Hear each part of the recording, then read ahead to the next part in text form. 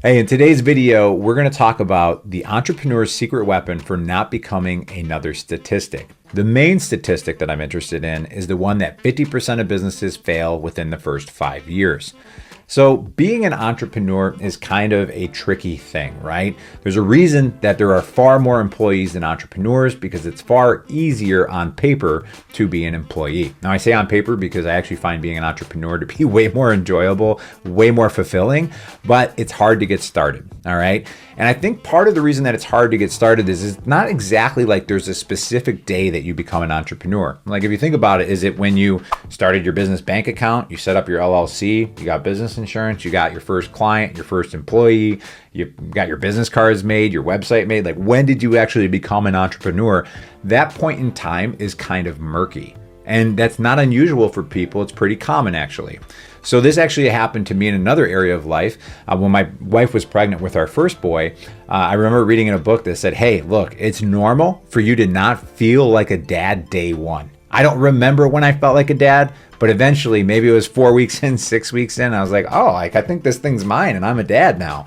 Because I lived my entire life with one identity. And then all of a sudden in a moment's notice, it changed, but not quickly for me. And what got it to change for me was actually showing up and behaving like a dad every day, right? I was changing diapers, checking in on my wife, sleepless nights, like the insanity of a newborn. And after a while, you're like, I guess I'm a dad, right? So this is this weird transition and shift that happens for people. And there's somebody who has actually labeled this very well. And his name is Dr. Robert Cialdini. He's written a few different books on influence and the psychology of persuasion.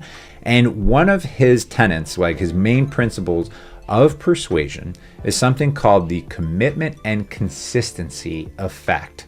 So what he does is he actually is a scientist, right? So he goes out and gets hard data because he wants to support his theories with data. So imagine that there are 1,000 houses, all right? And we're going to divide them in half, 500 houses and 500 houses. Our goal is to get these houses to put up like a big charity lawn sign in the front yard. Maybe it's something for a local charity, but it's a big yard sign and people typically say no to these requests. So in the first group, and I'm going to make up some numbers because I don't know what they specifically are off the top of my head, but let's say the first group we go out and we just make the big ask right away. And we say, hey, will you put up this big lawn sign in your front yard? And let's say about 10% of people say sure. So we now have gotten 50 yard signs, big yard signs in those front lawns, all right? Because most people don't want to put stuff in their front lawn. So then in the other group, they said, let's try something a little bit different. Let's not make such a big ask. Let's start with a small ask. So they took that same big lawn sign and they made it comically small. Like you could barely read what this thing says, right? And they go to these homeowners and they say, in this 500 over here, is it okay if we put this tiny little lawn sign in your front yard? And people are like, yeah, I don't care. I can barely even read what it says. So like 90% of people say, sure, go ahead. I'm not even sure what the math is off the top of my head. I think it's 450 out of the 500 people say sure to the tiny lawn sign. The important thing is about a week later, they showed up to the people with the tiny lawn signs and then they said, hey, is it okay if we replace that tiny lawn sign with this big lawn sign? And what happens in that moment is something that is extremely crucial for anybody looking to make a change in their life, and especially if you want to be a successful entrepreneur. That person sat there and thought about it, and then they said yes. And the reason those people said yes in a very large volume is that they have to act consistent with their commitments. Until a week ago, they were not the type of person that says yes to putting even a tiny little lawn sign in the front yard.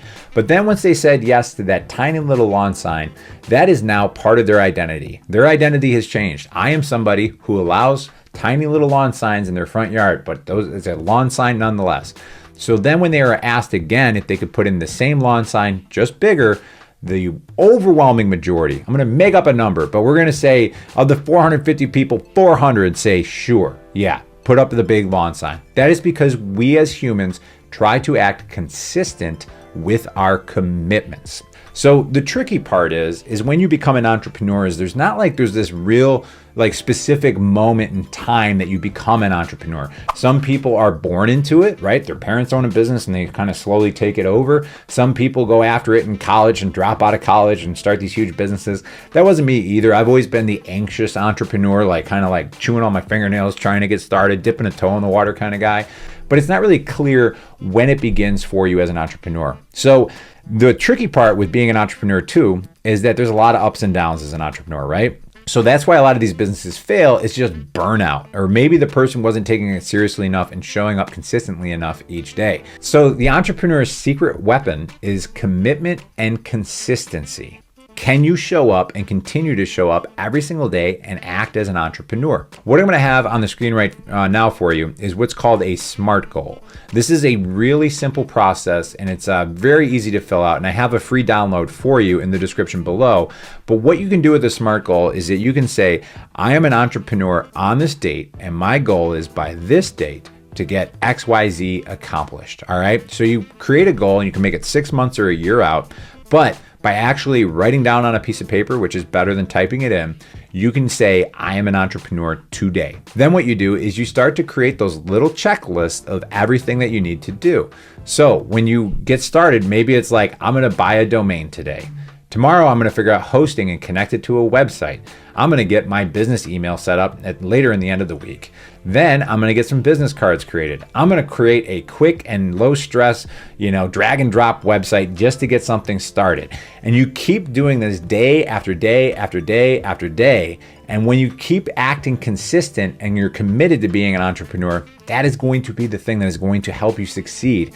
Because when things get tough and you're riding the dips of the emotional roller coaster of being an entrepreneur, that is when you can rely on the fact that's okay. I'm in this for the long haul. I am an entrepreneur. So one of my biggest gripes in this space of like how to start a business or make a bunch of money owning an online business, whatever, and especially on YouTube, is it's a lot of people just flashing cash and status, right? There's always like a beach scene, a nice house, a nice car. Maybe it's a stack of cash. Maybe it's them speaking on stage to establish authority and credibility and all that kind of stuff. But it's always talking about the status and the possibility of making a lot of money. Now, that's great because that draws a lot of people in, but what the content is not talking about is the emotional roller coaster and the dips of entrepreneurship. That's because that person is trying to sell you on a course. They don't want to tell you that there's going to be tough days. What I want to do in these videos is talk about how you can skip the dip. And in the next video, I'm going to talk about specifically the idea of imposter syndrome, right? We all go through it as entrepreneurs, and I'm going to give you 5 little biases that we all have that is going to make it easier for you to identify that, hey, my imposter syndrome is not as bad as I thought. Because when you're in that emotional dip of business entrepreneurship, that is when a lot of people quit. So this video on the screen right here, that is going to walk you through 5 quick tips on how to bypass imposter syndrome as an entrepreneur. All right, I'm going to catch you in that next video.